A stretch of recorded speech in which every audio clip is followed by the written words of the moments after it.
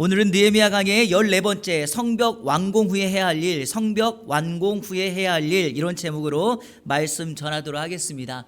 지난주일 전했던 말씀 잠깐만 기억해 보도록 하겠습니다. 52일 만에 정말 불가능해 보였던 성벽 공사를 마치게 됩니다. 느헤미야는 외부, 즉 산발랏 무리들의 외부의 공격을 완벽한 방어를 하면서 막아냈습니다. 또한 내부의 유다 귀족들의 공격을 다 막아냈습니다. 그리고 이 성벽 공사를 완공한 것은 느헤미야 자신에게도 이방 사람들에게도 한 가지를 확인했습니다. 그것은 사람이 한 일이 아니라 하나님께서 이루신 역사다. 그래서 성경 곳곳마다 하나님께서 역사하셨고 하나님이 도우셨고 하나님의 손이 그들과 함께 하셨다, 이런 말씀을 기록하고 있습니다. 자, 여러분, 이제 성벽 재건의 완성 뒤 우리 인생으로 바꿔 말하면 내 인생의 성공 뒤에는 어떤 일, 무엇을 해야 할까요? 종종 우리가 사람들을 보면서 느끼는 게 한 가지 있습니다. 정말 저 사람 성공했다라고 하는 사람이 걷잡을 수 없이 성공 이후에 추락하는 사람들을 보게 됩니다. 예컨대 한 벤처 기업을 세운 젊은 CEO가 특허를 내서 엄청나게 큰 성공을 이루었는데 그 성공을 가지고 문어발식 사업 확장을 하다가 결국에 실패를 하는 경우를 보게 됩니다. 여러분, 우리나라 한국에 유명하다고 하는 운동선수들 메이저리그에 진출하고 프리미어리그에 진출을 했습니다. 그런데 여러분, 진출하는 것까지 좋았는데 어느 순간부터 게임에 나오지 못하고 한순간에 이름도 없이 사라지는 사람들이 있습니다. 제가 목사다 보니까 목사 예를 한 가지 들어보면은요, 어떤 목사님이 교회를 개척해서 짧은 시간 내에 엄청나게 큰 부흥을 이룩하자 큰 욕심이 생겨서 말도 안 되는 성전 건축을 하다가 교회가 깨지고 성도들이 다 흩어지는 이런 일들도 있습니다. 도대체 무엇이 문제일까요? 왜냐하면 성공한 이후에 무엇을 해야 되는지 사람들이 잘 모르기 때문입니다. 다시 말하면 이런 겁니다. 성공이, 출세가, 부흥이 인생의 목적이었기 때문에 그렇습니다. 그 목적을 이루자 그 다음에 무엇을 해야 할지 전혀 알 수가 없는 것입니다. 그래서 자기계발학자들이나 리더십 강의를 하는 사람들은 이런 말을 합니다. 우리 한번 읽어볼까요? 같이 한번 시작. 성공을 지키고 유지하는 것이 더 중요하다. 성공보다 그 성공을 지키고 유지하는 것이 더 중요합니다. 맞습니다, 여러분. 배우자를 만나서 가정을 이루는 것 자체가 목적이 아닙니다. 가정을 이루는 것보다 더 중요한 것은 건강한 가정을 이루어 행복한 가정을 만들어내는 것이 더 중요합니다. 최근 우리 한국 사회에 손흥민 선수가 큰 화제가 되고 있습니다. 한국인을 넘어 동양인 최초로 영국 프리미어 리그의 득점왕을 차지했으니 이거는 정말 엄청난 일입니다. 여러분, 손흥민 선수의 이러한 업적 어디에서 나왔을까요? 많은 사람들이 그에 대한 리더십을 연구하고 그의 삶을 추적해 보니까 한 가지가 있어요. 그는 철저하게 기본기에 충실했던 사람이고 그 기본기 때문에 자기 관리를 정말 잘하는 사람이다. 프리미어 리그에 진출을 했으니까 그는 이미 성공한 선수입니다. 그런데 여러분, 손흥민 선수는 거기서 멈추지 않고 자신이 그 프리미어 리그에 최선을 다하여 계속 훌륭한 선수로 남기 위해서 자기 관리를 지속적으로 해갔습니다. 그는요, 지금도 연습을 게을리하지 않습니다. 유일하게 세계 선수 가운데 오른발 왼발을 자유롭게 사용하여 슈팅을 할 수 있는 선수입니다. 그의 순간 스피드는요, 외국 용병, 외국 선수들보다 더 빠릅니다. 얼마 전에 우리나라의 그 월드컵 친선 경기 4경기 했죠. 거기서 유일하게 한국 선수 가운데 4경기를 거의 풀타임을 다 소화해냈고 말도 안 되는 2개의 프리킥 골을 넣어서 한국 국민들을 열광하게 만들었습니다. 응원하셨나요? 응원하셨어요? 저희 가족들은 그거 프리킥 골 넣을 때 완전히 월드컵인 줄 알았어요. 친선 경기였는데. 자, 본문으로 다시 한번 돌아와 볼까요? 52일 만에 위대한 성벽 공사, 하나님의 일을 감당했습니다. 자, 그 다음 무엇을 해야 될까요? 느헤미야는 무엇을 해야 할 줄 아는 사람이었습니다. 사자성어 가운데 인사만사다라는 말이 있죠. 무슨 뜻인지 아시나요? 인사가 만사다, 이런 뜻인데 우리 자막 보시면서 사자성어의 뜻을 한번 읽어보도록 하겠습니다. 시작.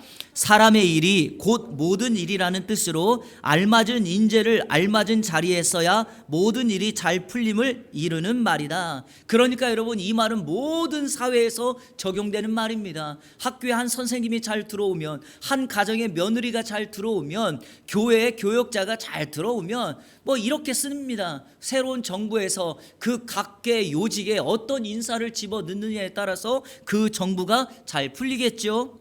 여러분, 그런 것을 알았기에 느헤미야는 성벽을 완공하고 난 다음에 바로 적절한 인사를 단행합니다. 그러면 오늘 말씀을 통해서 우리가 느헤미야를 통해 배우는 인사의 법칙, 그리고 그 느헤미야는 어떤 인사를 했는가, 세 가지로 정리해서 함께 말씀을 나누도록 하겠습니다. 첫째로, 느헤미야는 문지기와 예배자를 세웁니다. 문지기와 예배자. 자, 오늘 성경 말씀 1절 다 같이 읽겠습니다.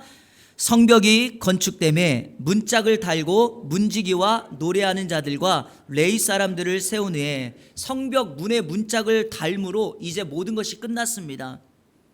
느헤미야가 성벽을 완공하고 난 다음에 문지기, 여러분 그러니까 말 그대로 성문을 지키는 사람, 그리고 노래하는 자 레위인을 세웁니다.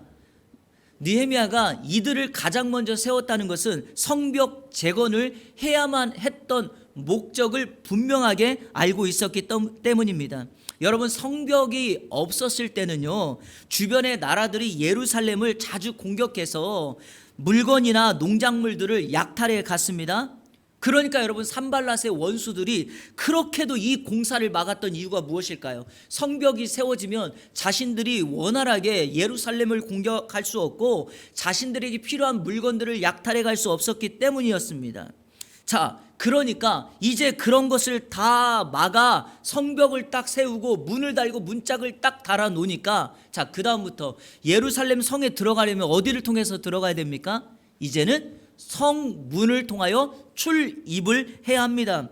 자, 성에 들어가기 위하여, 나오기 위하여 그 성문을 관리하는 일을 맡은 사람이 문지기입니다. 가장 중요한 역할입니다. 이 문지기가 각성하고 영적으로 깨어 있어야지 문제 있는 사람들은 막아내고 좋은 사람들을 들여보내는 것입니다. 외부로부터 오는 이 적의 원수들을 막아내고 우리 성 안에 있는 백성들을 안전하게 지켜나가는 거죠. 제가 전에 여러분들에게 이런 말씀 드렸죠. 그 거대한 만리장성을 세웠지만 중국이 무너졌던 이유는 뭐였다? 문지기가 매수되어서 성문을 열어줘서 적들이 성 안으로 들어왔다는 거죠. 문지기는 그 정도로 중요합니다. 그래서 이 문지기를 누구로 세우냐? 레위인으로 세웁니다. 하나님 앞에 구별되어 헌신되었던 그 문지기를 레위인으로 세워서 성문을 지키게 합니다. 그리고 느헤미야는 노래하는 자와 레위인들을 세웠다라고 말하는데, 여러분, 이 노래하는 자가 누굽니까? 그냥 요즘으로 말하는 가수인가? 그렇지 않습니다. 요즘으로 말하면 교회에서 찬양하는 찬양대 성가대원입니다. 쉽게 말해서 예배자들입니다. 레위인들은 성전 안에서 예배를 수종드는 사람이었죠. 여러분, 성벽 재건의 가장 중요한 목적이 무엇이었을까요? 성전을 지키는 것입니다. 바로 그 성전을 지키기 위하여, 하나님을 예배하는 장소를 지키기 위하여 느헤미야는 목숨 걸어 52일 만에 이 성벽 공사를 빠르게 완공한 것이었습니다. 그 사실을 알기에 이스라엘의 공동체는 성벽이 완공되고 난 이후에 가장 먼저 한 일이 느헤미야가 예배자를 세웠다라는 거죠. 자, 우리 다시 한번 복습하는 의미로 과거를 좀 생각해 보십시오. 느헤미야 3장에는 성벽 공사를 하는 그 사람들의 영역을 소개했습니다. 3장 1절에 느헤미야가 공사를 가장 먼저 시작했던 말씀, 3장 1절 같이 한번 읽어볼까요? 시작. 그때 대제사장 엘리야십이 그의 형제 제사장들과 함께 일어나 양문을 건축하여 성별하고 문짝을 달고, 가장 먼저 했던 공사가 어디입니까? 양문이죠. 여러분, 10개의 문으로 되어 있는데 왜 양문을 가장 먼저 시작합니까? 이 양문은 말 그대로 쉽게이트입니다. 즉 다시 말해서 양문에서 내려오면 바로 있는 곳이 성전이에요. 이 양문을 통해서 하나님을 예배하는 짐승들, 양, 염소들을 데리고 왔다 갔다 출입하는 곳이 양문입니다. 이 양문은 하나님을 예배하는 문입니다. 그러므로 성도 여러분, 이스라엘 백성들이 느헤미야가 가장 먼저 양문을 재건했다는 것은 하나님과 깨어진 예배, 하나님과 깨어진 관계를 가장 먼저 회복하는 그 일에 작업을 시작했던 것입니다. 자, 시작할 때도 그랬고요. 성벽을 완공하고 난 이후에도 이스라엘 백성들이 하나님 앞에 회복하려고 했던 그 첫 번째가 바로 예배였기 때문에 느헤미야는 예배자를 세웁니다. 하나님과의 깨어진 관계를 회복할 수 있는 그 첫 출발점은 온전한 예배입니다. 제가 이런 질문 한번 해보겠습니다. 일반적으로 교회를 다녔던 사람들이 삶의 고난과 신앙의 어려움을 만날 때 보편적으로 나타나는 가장 큰 특징, 삶의 특징이 무엇일까요? 예배가 깨진다는 겁니다. 하나님과의 관계가 멀어진다는 것입니다. 여러분, 내가 예수님을 잘 믿었는데 나에게 어떤 고난과 어려움이 왔다? 예배가 소원해집니다. 하나님을 만나는 자리에 잘 가려고 하지 않습니다. 때로는 그 문제와 시련 때문에 섭섭한 마음이 들기도 합니다. 하나님 서운해요 라는 말을 하기도 합니다. 그런데요, 성도 여러분, 그런 가운데서도 우리가 오늘 본문에 나오는 예배자라고 하는 정체성을 깨닫는다면, 여러분, 그 고난의 자리에서 하나님을 찬양하고 예배 자리로 나오면 그 고난이 변장된 축복이 되고 우리의 슬픔과 애통이 찬송과 기도로 바뀌어서 이전에 경험하지 못했던 하나님의 또 다른 은혜를 경험하게 될 줄로 믿습니다. 이게 바로 신앙의 비밀입니다. 성도 여러분, 힘들 수 있습니다. 예수 믿는다고 고난 안 오는 거 아닙니다. 어려움이 찾아오지만 하나님의 사람에게 찾아오는 고난은 하나님을 만날 수 있는 기회가 되고 신앙을 성숙할 수 있는 기회가 될 것이며 하나님의 복을 누릴 수 있는 은혜를 경험하게 될 것입니다. 그러므로 저와 여러분들은 이 시대를 사람들 앞에 막아내고 열어내는 문지기, 영적 문지기로 서야 될 것이며, 또한 어떤 상황 속에서도 하나님을 예배하는 예배자로 서기를 주님의 이름으로 축원합니다. 두 번째, 느헤미야는 다음에 성을 다스리고 지키는 자를 세웁니다. 성을 다스리고 지키는 자. 자, 여러분, 이스라엘이 신앙의 공동체이기 때문에 먼저 영적으로 구별된 사람을 세우고 그 다음에 이 성벽을 지키는 경비 담당자들을 세웁니다. 자, 세울 때 그냥 세우지 않아요. 두 사람을 세웁니다. 왜 두 사람일까요? 여러분, 늘 공동체는요, 한 사람에게 주도권을 주면 그 사람에 의해서 한쪽으로 기울어질 수 있고 그 사람의 독단적인 생각이나 결정이 한 곳으로 갈 수 있습니다. 제가 한번 이거는 그냥 우리가 사회 속에서 나타나는 일반적인 현상인데요. 여러분, 가장이 누굽니까? 한 집의 가장? 말씀해 보세요. 가장이 누구예요? 옛날에는 무조건 가장 그러면 남편, 아빠 그랬죠? 지금은 그런 얘기하면 큰일 납니다. 집의 가장이 누구예요?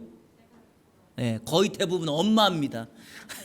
왜 그러냐면 주도권을 가지고 있고 목소리도 크고요. 그리고 여러분, 대부분의 남편들은 아내가 하라는 대로 많이 하죠. 전에도 한번 말씀드렸는지 모르겠지만 우리가 늘 어린 아이들 뭐 시킬 때마다 뭐라고 하죠? 이렇게 얘기하잖아요. 찬영아, 엄마가 빨리 가서 이빨 닦으래. 죄송해요, 우리 어린이가 지금 우리 찬영이 이렇게 대부분 얘기를 많이 한대요. 일반 가정들에서. 그래서 대부분 아내의 그 자리를 따른다고 합니다. 제가 이 말씀을 드리는 것은요, 그런데 균형 잡힌 가정, 건강한 가정은 누구 한 사람이 아니라 서로 돌보고 서로 세워주는 균형 잡힌 가정이 가장 건강한 가정이겠죠. 그래서 남편의 뜻을 존중하고 아내를 아낌없이 사랑해주는 그런 가정.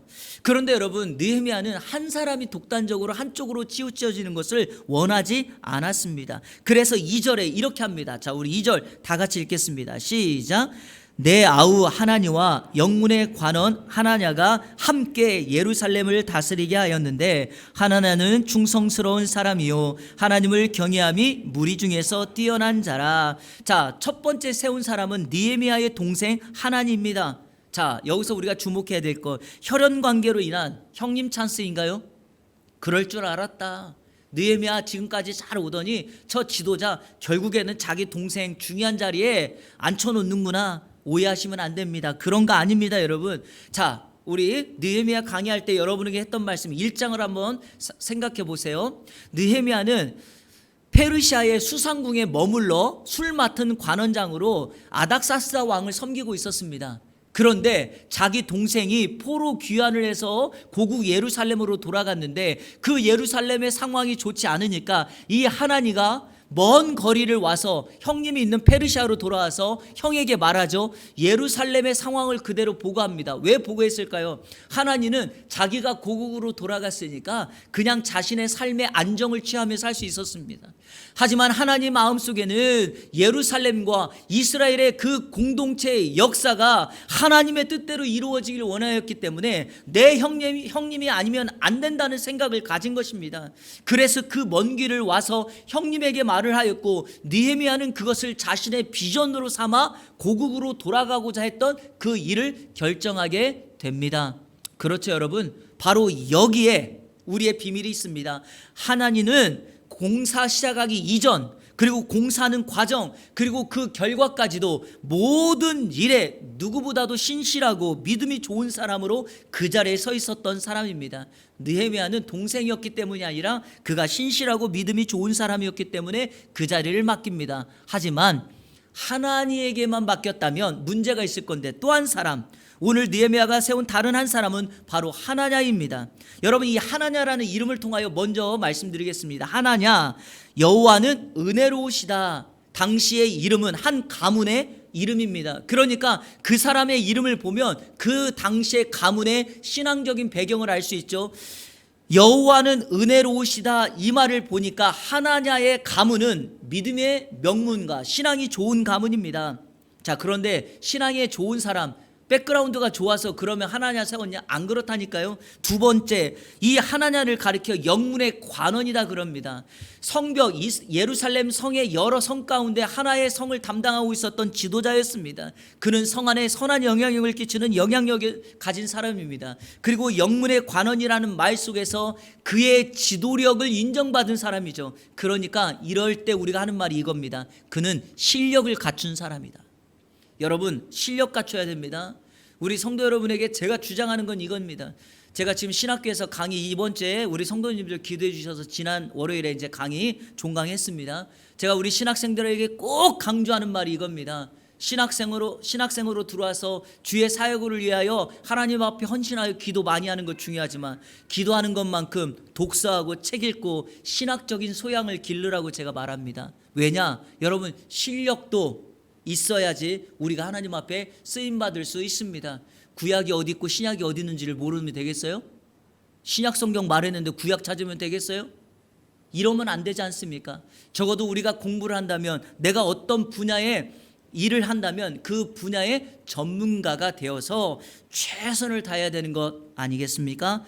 바로 이 하나냐는 영문의 관원으로서 자기가 맡은 일에 대해서 능력 있게 해낼 수 있는 실력을 가진 사람이다. 그런데 하나냐는 여기서 머물지 않습니다. 오늘 성경 말씀 보니까 그 하나냐를 충성스러운 사람이요 하나님을 경외함이 무리 중에서 뛰어난 사람이다, 이렇게 말합니다. 충성스럽다는 말은 신실하다, 진실하다. 여러분에게 한 가지만 묻겠습니다. 여러분이 어느 공동체를 담당하고 있는데 어떤 일을 같이 일하는 누구에게가 맡기려고 하는데, 여러분 누구에게 맡깁니까? 그 일을 성실한 사람에게 대부분 맡기지 않나요? 바로 이 충성스럽다는 말이 그 말이에요. 진실하고 신실하고 성실하다. 그러니까 누가 보아도 저 사람은 성실함을 인정받을 수 있는 사람. 자, 또 하나, 하나님을 경외하다, 이렇게 해도 여러분 뛰어난 거거든요. 그런데 하나냐는 하나님을 경외함이 무리 중에서도 뛰어나다, 열심히 특심하다, 하나님을 향한 사랑이 뜨겁다라는 것을 우리에게 보여줍니다. 여러분, 이런 사람에게 성 맡겨야 됩니다. 이런 사람에게 예루살렘 성의 경비와 성을 지키는 일을 맡겨야지 전혀 문제가 일어나지 않습니다. 예수님께서 경고하신 것처럼 싹군 같은 목자에게 맡기면, 자 보십시오, 힘들다고 월급 제대로 주지 않는다고 어려운 문제 발생하면 양들 내버려 두고 도망쳐버립니다. 그런 사람에게 어떻게 일을 맡깁니까? 선한 청지기처럼 어떤 일이든 사람 앞이 아니라 하나님 존전 앞에서 그 일을 행하는 사람, 하나님은 그 사람 쓰시고 우리는 그 일을 함으로 하나님 앞에 상급받는 줄로 믿습니다. 성경 구절 두 구절 한번 읽겠습니다. 자, 첫 번째로 베드로전서 4장 10절 11절 시작. 각각 은사를 받은 대로 하나님의 여러 가지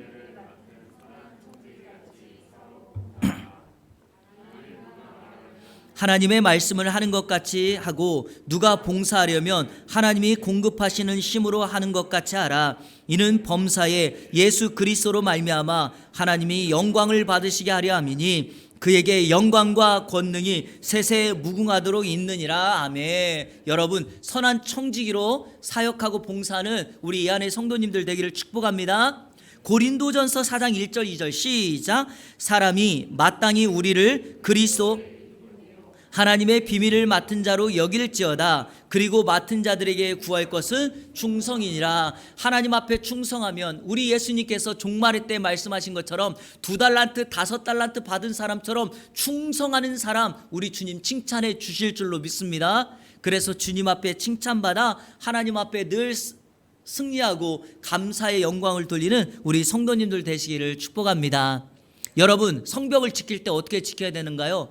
그 두 사람 세워놓고 너희들 알아서 해 이렇게 하지 않고 느헤미야는 그들에게 어떻게 이 성의 경비를 할 건지를 말씀합니다. 자, 우리 3절 같이 읽겠습니다. 시작. 내가 그들에게 이르기를 해가 높이 뜨기 전에는 예루살렘 성문을 열지 말고 아직 파수할 때 곧 문을 닫고 빗장을 지르며 또 예루살렘 주민이 각각 자기가 지키는 곳에서 파수하되 자기 집 맞은편을 지키게 하라 하였노니. 자, 방법이 뭐냐? 성문을 열고 닫는 방법을 소개합니다. 어느 때 열고 어느 때 닫으래요? 해가 높이 떴을 때 열라는 겁니다. 그리고 아직 해가 남아 있을 때 성문을 닫으라는 거죠. 왜 그럴까? 고대 근동이나, 자, 여러분 보세요. 어느 때 문을 여는 게 가장 좋습니까? 해가 뜨기 시작하면 성문을 열어서 사람들이 밖으로 일하게 나가야 되는 것이 좋은 방법이잖아요. 하지만 느헤미야는 그렇게 하지 않습니다. 어떻게 하냐면 해가 어느 정도 높이 떠서 환해져서 사람들이 자유롭게 다닐 때 그때 문을 열라는 거예요. 그리고 성문을 어느 때 닫습니까? 해가 질 때가 아니라 해가 아직 중천에 남아 있어서 그 밝을 때 문을 닫으라는 겁니다. 이유가 뭘까요? 여러분, 새벽녘 문 열 때 그리고 초저녁 문을 닫을 때 그때가 경비가 가장 약할 때죠. 원수들이 공격할 가장 좋은 시간이 바로 그때입니다. 느헤미야는 그거를 알았기 때문에 이 성벽을 보호하기 위하여 그들에게 그렇게 말해주고 있습니다. 자, 또 하나, 성을 지킬 때 어떻게 해라? 성 주민들에게 두 가지 방법을 알려줍니다. 일부는 정해진 장소를 지키라고 말합니다. 할당된 분량. 자, 또 일부는 자기 집 앞에 있는 성벽을 지키라고 말합니다. 그래야지 번거롭지 않고 어려움이 없을 것입니다. 느헤미야를 보면은요, 그의 인생이 얼마나 그의 리더십이 정말 좋고 그가 하나님 앞에 얼마나 헌신되어 있는지, 그가 성벽을 지으려고 하나님 앞에 헌신하는 순간부터 성벽을 공사하는 과정과 성벽 공사 이후에도 어떻게 그의 변함없는 지도력을 그가 발휘할 수 있는지 놀랄 뿐입니다. 그래서 오늘도 우리가 이 말씀을 통해요, 사람을 적절하게 세우는 느헤미야의 지도력을 배울 뿐만 아니라 저는 여러분들이, 우리 성도님들이 하나냐와 같이 하나님 앞에 쓰임받고 축복받는 그런 사람들 되시기를 주님의 이름으로 축원합니다. 마지막 셋째로는요, 성에 거주할 사람들을 세웁니다. 한번 따라해 볼까요? 성에 거주할 사람을 세운다. 자, 우리 4절 말씀 같이 읽는데요, 4절을 조금 이해하기 쉽도록 제가 쉬운 성경으로 적어 놓았습니다. 가로 있는 것까지 시작해서 같이 읽겠습니다. 시작.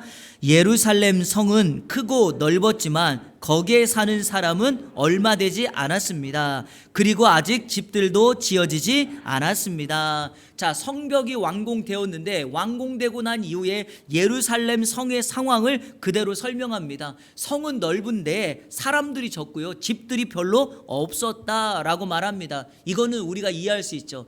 자, 바벨론에서 포로로 돌아왔습니다. 돌아왔는데 모든 것이 열악하니까 주변의 국가들, 대적들, 원수들, 산발락과 같은 사람들이 끊임없이 예루살렘을 공격해 들어오니까 너무나 힘든 겁니다. 그러니까 예루살렘 성의 상황이 이럴 수밖에 없죠. 자, 성벽을 지키고 성을 지키라고 했던 이유 가운데 그 답이 바로 이 4절이기도 합니다. 왜냐하면 성 안에 사람들이 별로 없었기 때문이죠. 자, 그러면 어떻게 해야 될까요? 성 안에 사람들을 채워야 됩니다.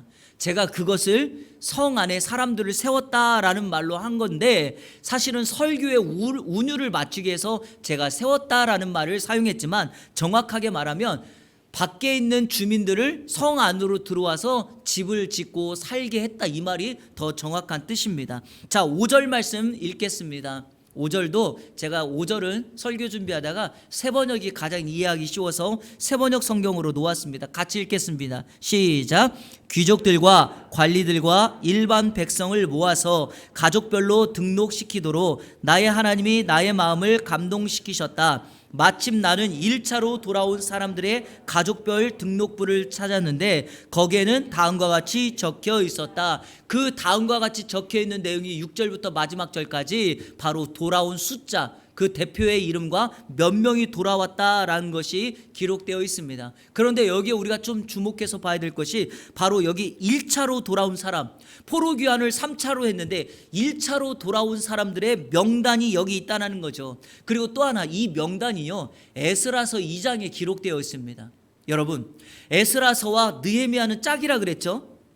그런데 2장에 기록되어 있는 말씀을 느헤미야 7장에서 굳이 또 한번 강조하고 반복하는 이유가 무엇일까요? 이유가 있습니다. 두 가지 이유 때문입니다. 첫째, 예루살렘 성읍으로 돌아오라고 말하는 것입니다. 다시 말해볼까요? 자, 조금 전에 말씀드렸지만 포로에서 딱 돌아와 보니까 너무나 상황이 처참한 것입니다.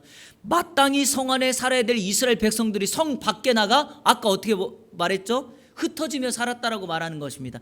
이거는 우리가 7장 73절, 7장 가장 마지막 절 같이 읽겠습니다. 시작. 제사장들과 레위 사람들과 성전 문지기들과 노래하는 사람들과 백성 가운데 일부와 성전 막일꾼들과 나머지 이스라엘 사람들은 저마다 고향의 자리를 잡았다. 이스라엘 자손이 그렇게 여러 마을에 흩어져서 살고 있었다. 자, 보십시오. 여러 마을에 어떻게 해서 흩어져서 살고 있었다는 것입니다. 자기 가족들 돌보기 위하여 성 밖에 있는 여러 곳에 흩어져 살았는데 느헤미야가 그 흩어져 살고 있던 사람들을 지금 뭐라고 하는 거죠? 성 안으로 돌아와라. 성벽 완공됐고 성전이 지켜지고 있으니 이제 성 안으로 돌아와야 된다라고 지금 이 명단을 기록하고 있는 겁니다. 자, 이 명단에 있는 사람이나 이름은 없지만 그 가문에 포함되어 있는 사람들 다 뭐 해야 됩니까? 돌아와야 합니다. 그것이 바로 성벽 완공을 한 이유 가운데 하나이니까요. 자, 또 하나, 이 긴 명단을 기록하는 또 하나의 이유가 있습니다. 그 이유는 선민 공동체의 온전한 회복, 완성을 위함입니다. 이거는 먼저 설명을 드릴게요. 자, 하나님께서 이스라엘 백성들이 포로 생활하고 있을 때 그들을 돌아오게 합니다. 이유가 뭡니까? 하나님은 그들을 하나님의 선민 백성으로 삼았기에 그들이 이스라엘에 살고 있던, 바벨론에 살고 있던 그들이 하나님의 자녀, 하나님의 백성, 선택받은 백성이라고 하는 것은 사라지지 않습니다. 그런데 그들이 하나님 앞에 범죄해서 포로로 잡혀갔다가 이제 돌아왔으니 그 하나님을 예배하는 거룩한 예루살렘 성 안에 살면서 하나님을 온전히 예배해야지 하나님과의 온전한 관계가 형성이 되고 그들을 포로 귀환해서 돌아오게 하는 그 일의 모든 과정이 끝난다라는 거죠. 자, 여러분, 포로 귀환 1차, 2차, 3차에 걸쳐서 했잖아요. 3차의 마지막 마침표가 뭡니까? 성벽 공사 마치고 흩어졌던 이스라엘 백성들이 성 안으로 돌아와 살면서 하나님을 온전히 예배하면 이제 이 포로 귀환의 모든 목적은 맞춰지게 됩니다. 바로 그거를 위하여 느헤미야가 이 등록부에 있는 1차 기록된 명단을 쭉 기록하면서 거기에 속해 있는 가문 흩어져 살지 말고 예루살렘 성으로 다 돌아오라고 말씀하고 있습니다. 설교를 마치려고 합니다. 최근 우리나라 기독교계에서 유럽교회 쇠퇴 연구를 하고 있습니다. 유럽교회 쇠퇴의 원인이 무엇인가에 대한 보고서를 내기도 하고요.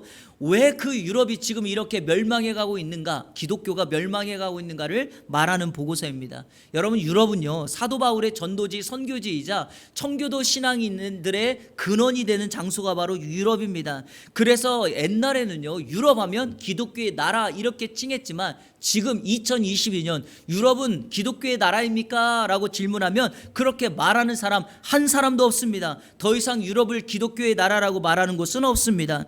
그러면 유럽이 왜 이렇게까지 되었는가? 가장 큰 이유는 기독교 신자가 급격하게 감소하고 있기 때문입니다. 다시 말해서 이렇게 예배해야 될 교회가 텅 비어 있습니다.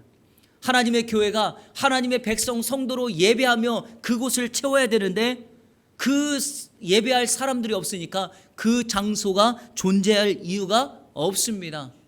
그 예배당이 여러 장소로 바뀌고 있습니다. 제가 영상을 보다가 깜짝 놀란 것은 유럽의 예배당은 천장이 높다 보니까 어느 예배당은요 서커스 연습장으로 바뀝니다. 어떤 예배당은요 박물관, 도서관, 그나마 그건 다행이죠. 그런데 여러분 놀라운 거는 그 예배당이 술집과 맥주를 마시는 펍 이런 것으로 바뀌어 나가고 있습니다. 그리고 앞으로 이 증세는 더 심각해질 거라고 합니다. 자, 그러면 원인 분석 결과를 말씀드립니다. 왜 이런 지경까지 되었을까요? 사회적인 현상은 말하지 않겠습니다. 신앙적인 원인을 찾아보면 제가 우리 성도님들에게 오늘 말씀을 근거로 한 가지 분명하게 말씀드리려고 하는 것은 바로 이겁니다. 성도의 정체성을 잊어버리면 이렇게 된다는 것입니다. 여러분, 성도가 의미하는 바는 구별된 자, 하나님의 자녀라고 하는 말입니다. 우리는 하나님의 자녀로서 이 세상을 구별되어 살아가야 합니다. 이스라엘 백성들은 하나님의 선민, 축복된 백성이며 축복의 통로였습니다. 아브라함에게 말씀했던 그 복의 근원이 이스라엘 백성들을 통하여 계속해서 이어져야 했고 그것은 오늘 저와 여러분에게 동일하게 연결되어 있습니다. 그러나 그 정체성을 잊어버리고 말았습니다. 더 이상 어떤 몸부림도 없습니다. 그러니까 교회가, 신앙이 나에게 주는 영향이 아무것도 없습니다. 대부분의 사람들은 오늘날 이렇게 말합니다. 신앙은 나에게 방해가 될 뿐이라고 말합니다. 그 이유가 바로 교회에 있습니다. 다시 말하면 교회가 성공한 사람, 잘 사는 사람에게만 관심을 갖고 집중했기 때문이죠. 신앙생활의 목적을 부와 성공으로 연결시켰습니다. 신앙의 목적이 마치 잘 되는 복을 받는 것이라고 여겨졌습니다. 성공한 목사 누구입니까? 교회를 부흥시킨 목사라고 여겨졌습니다. 여러분에게 묻겠습니다. 신앙의 목적이 그것입니까? 성공한 목사는 그런 목사입니까? 그렇지 않습니다. 제가 부자가 되는 것, 잘 되는 것 책망한다고 오해하시면 안 됩니다. 저는 우리 성도님들이 부자가 되기를 원하고 잘 되기를 원하고 성공하기를 원합니다. 제가 말씀드리는 것은 이것입니다. 신앙생활의 목적이 그게 아닙니다. 엄밀하게 바꿔볼까요? 신앙생활의 목적이 뭔지 아십니까? 여러분 부자 돼서 그 부를 가지고 누군가를 돕는 것, 그게 신앙생활의 목적이에요. 여러분 높은 자리에 올라서 여러분이 영향력을 끼치면서 사회에 선한 영향력을 끼치는 것, 그게 목적인 거예요. 그 자리 자체 올라가고 남들보다 많이 가진 것 자체가 목적이 아니라 하나님이 그런 일을 통하여 누군가를 섬기고 하나님의 나라를 확장하는 것, 바로 그것을 목적이라고 주님께서 말씀하신 겁니다.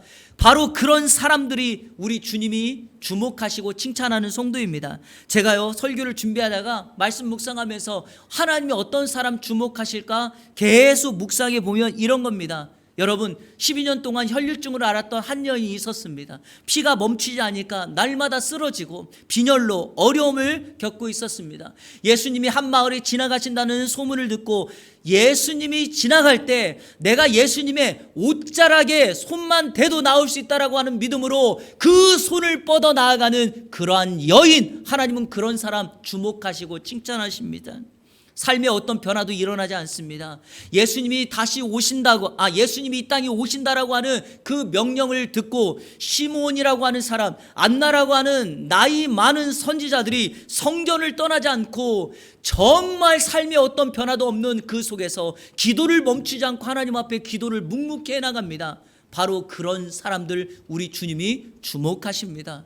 사람들이 한 사람 세례 요한을 추앙하고 저 사람이 우리가 기다리고 있는 메시아일까? 저 사람의 성공을 보면서 나도 저 사람처럼 따라가면 나도 성공할 것이다, 이렇게 사람들이 외치고 있을 그때 세례 요한이 이렇게 말합니다. 나는 쇠해야 되고 내가 말하는 예수 그리스도 그분은 승해야 된다. 그리고 예수님이 신랑으로 이 결혼식의 주인공이고 나는 그 신랑 옆에 서 있는 들러리로서 갖는 기쁨, 그것만 누리면 된다라고 말하는 세례 요한과 같은 사람 우리 주님이 주목하시고 칭찬하십니다. 제가요 이런 사람들을 가만히 보니까 딱 한 가지가 나오더라고요. 자기가 누구인가를 알았던 사람이에요. 자기의 정체성을 알았던 사람입니다. 내가 누구인가를 안다면 우리의 삶은 반드시 바뀌게 되어 있고 바르게 살 수 있습니다. 오늘 예배하는 우리 성도님들에게 질문합니다. 사랑하는 이 안의 성도 여러분, 여러분의 정체성은 무엇입니까? 우리는 하나님을 예배하는 예배자입니다. 우리 이 땅에 하나님의 거룩한 파수꾼으로서 이 세상을 지키는 하나님의 영적 경비병입니다. 저와 여러분들은 어떤 상황 속에서도 이 세상을 채워 거룩한 제사장, 축복의 통로로 이 세상을 섬기는 하나님의 축복의 통로입니다. 여러분, 이 사실을 깨닫고 이번 한 주간 우리의 정체성을 깨달아 알아간다면 하나님께서 우리의 한숨을 기쁨으로 바꿀 것이며 승리의 삶을 많은 사람들에게 흘려보내는 담장을 넘어 세상을 축복하는 성도가 될 줄로 믿습니다. 이번 한 주간 이 은혜로 살아가는 우리 모든 성도님들 되시기를 주님의 이름으로 축원합니다. 우리 시간에 다 같이 결단의 찬송 드리도록 하겠습니다. 나의 한숨을 바꾸셨네. 여러분, 우리의 정체성을 깨닫고요, 하나님 앞에 내가 믿음으로 나아가잖아요. 그럼 우리 하나님이 어떻게 하시는지 아십니까? 인생 역전 시켜줍니다. 인생 역전은 로또에 쓰는 말이 아니에요. 인생 역전은 예수 그리스도를 만난 사람에게 쓰는 말인 줄로 믿습니다. 그래서 오늘 찬양하면서 우리의 한숨을 바꾸는 그의 은혜가 있기를 축복합니다. 고달픈 삶의 은혜도 무뎌지고 곧 사라질 것에 내 맘 드네. 헛되고 헛된 것들을 바라보며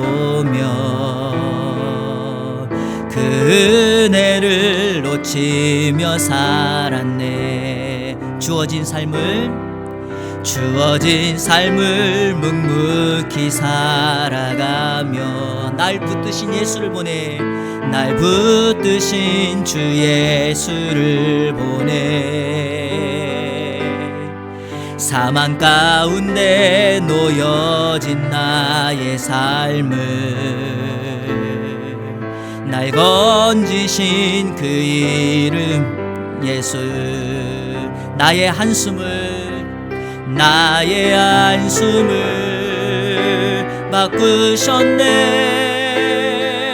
주를 향한 노래로, 소망의 노래로 나의 눈물을 거두신 주 예수 이름 안에 살게 하소서. 우리 처음부터 다시 한번. 고달픈 삶의 은혜도 무뎌지고 곧 사라질 것에 내 맘 드네. 헛되고 헛된 것들을 바라보며 그 은혜를 놓치며 살았네. 주어진 삶을 묵묵히 살아가며 날 붙드신 주 예수를 보내. 사망 가운데 놓여진 나의 삶을 날 건지신 그 이름 예수. 아멘. 나의 한숨을 바꾸셨네. 주를 향한 노래로, 소망의 노래로 나의 눈물을 거두신 주 예수 이름 안에 살게 하소서. 나의 한숨을 바꾸셨네. 나의 한숨을 바꾸셨네. 주를 향한 노래로, 소망의 노래로 나의 눈물을 거두신 주 예수 이름 안에 살게 하소서. 내 사모하는 주님, 내 사모하는 주님, 온 세상 굳으시라. 내 사모하는, 내 사모하는 주님, 영광의 왕이. 우리 다시 한번 고백합니다. 내 사모하는 주님, 내 사모하는 주님, 온 세상 굳으시라. 내 사모하는 주님, 그분은 영광의 왕이시라. 아멘. 예전에 왕이 잘 찾아가던 한 이발사가 있었다고 합니다. 그런데 이 이발사의 집이요, 산속에 있는 거예요. 왕이 1년에 한 번씩 그 이발사의 집을 방문하는데, 이 이발사에게 내 소원이 무엇이냐라고 했을 때, 길을 닦아주세요, 이용원을 크게 해주세요, 이렇게 말하지 않고요, 이 이발사가 이 왕에게 이렇게 이야기했다고 합니다. 왕이시여, 당신이 그리고 내가 죽을 때까지 1년에 한 번씩 정기적으로 꼭 한 번씩만 방문해 주세요 라고 말했다는 겁니다. 그런데 여러분, 그 말을 듣고 그 왕이 다녀간 뒤에 1년 뒤에 올 건데, 그 길이, 그 이발사가 살고 있는 집이, 그 주변이, 모든 것이 다 바뀌었다는 거예요. 왜 그럴까요? 왕의 방문 때문에 그렇습니다. 우리가 믿고 있는 예수 그리스도, 만왕의 왕이고 영광의 왕이신 그분을 우리가 마음속에 모셔드린다면, 여러분, 내 한숨이 바뀌어 소망이 되고 찬송이 됩니다. 절망이 바뀌게 됩니다. 왜 그럴까요? 그분이 우리의 생명의 주인이기 때문이죠. 그래서 우리가 오늘 찬양 불렀던 마지막 그 가사처럼 주님이 땅에 다시 올 때까지 우리가 주님을 사모하며 나가는 것입니다. 그리고 여러분, 우리 주님이 언제 올지 알지 못하잖아요. 그래서 오늘 하루를 깨어 근신하며 그 신랑 되신 그분을 맞이하며 살아가게 됩니다. 내 정체성이 누구냐고 누군가가 저에게 물으신다면 제가 이렇게 말씀드리고 싶습니다. 우리 주님 다시 오실 때 그 신랑 되신 예수 그리스도를 기대하며 기다리는 신부라고, 우리는 거룩한 신부로 준비하고 있는 사람이라고 말하고 싶습니다. 그래서 성도 여러분, 오늘도 하나님을 예배하는 일에 우리가 등한히 하지 않습니다. 그분과 친밀하는 기도하는 일에 열심을 다하는 것입니다. 그분 기뻐하는 일을 위하여 헌신해 나갑니다. 내가 가지고 있는 시간, 물질, 은사, 능력, 달란트, 모든 것을 선한 청지기 같이 그분 앞에 돌려드립니다. 주님 앞에 섰을 때 착하고 충성된 종이라 인정받기를 원하는 것입니다. 여러분, 세상의 것 주님이 나중에 평가하실 때, 그렇구나, 너 그런 직업 가졌구나, 그렇구나, 너 그런 집 살았구나, 그렇구나, 너 그런 물질 가지고 있었구나, 우리 주님이 하나도 묻지 않습니다.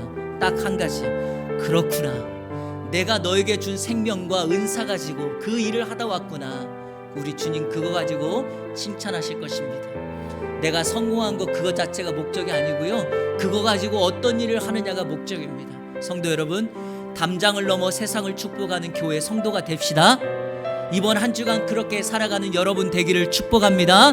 오늘 말씀을 기억하며 성공 뒤에, 성벽 완공 뒤에 사람을 세우며 성벽 완공의 목적을 이루는 느헤미야의 모습처럼 하나님 우리에게도 그러한 일들을 잘 감당케 하여 주시고, 정체성을 찾아 예배자로 서게 하여 주시고, 이 땅에 어둠을 막아내는 영적인 경비병이 되게 하여 주시고, 이 세상을 주의 은혜로 채우는 거룩한 제사장이 되게 하여 주옵소서. 우리 이렇게 결단하며 주님 앞에 합심으로 기도하며 나가겠습니다. 기도하겠습니다. 좋으신 아버지 하나님 감사합니다. 오늘 주신 말씀을 마음판에 새깁니다. 느헤미야가 성벽을 완공하고 난 후에 사람을 적재적소에 세우면서 예배자를 세우고 성벽 경비병을 세우고 이 세상을 채울 하나님의 사람을 채운 것을 보게 됩니다. 하나님, 우리도 그러한 사람인 줄로 믿습니다. 이 세상을 향하여 우리 주님이 우리에게 주셨던 이 정체성을 가지고 예배자로 살게 하여 주옵소서. 이 땅에 영적 경비병이 되어서 어둠의 영을 물리치며 영적 전쟁을 통하여 세상을 물리쳐 나가는 나가는 우리의 심령이 될 수 있도록 인도하여 주옵소서. 주신 은혜를 마음판에 새기며 교회를 채우고 가정을 채우고 이 세상을 거룩한 제사장으로 축복하며 나갈 수 있게 하여 주시옵소서. 하나님, 이번 한 주간도 기도하며 나가는 우리 성도들 한숨이 바뀌어 찬송이 되게 하여 주시고 소망을 갖고 주님 앞에 나가는 인생이 될 수 있도록 인도하여 주옵소서. 세상의 것에 좌절하거나 절망하지 않게 하여 주시고 만왕의 왕이시며 영광의 왕이신 그분 앞에 찬송하며 나가는 우리의 심령이 될 수 있도록 인도하여 주옵소서. 살아계신 하나님 아버지, 감사합니다. 오늘 거룩한 주일 구별하여 예배하고 주님 주신 말씀 따라 성벽 완공 뒤에 해야 할 일을 살펴보았습니다. 우리의 정체성을 다시 한번 확인하여 주시고 이번 한 주간도 그 가진 정체성을 가지고 이 땅을 향하여 나아가는 우리 이 안의 성도들 다 되게 하여 주옵소서. 예수 그리스도의 이름으로 기도하옵나이다. 아멘.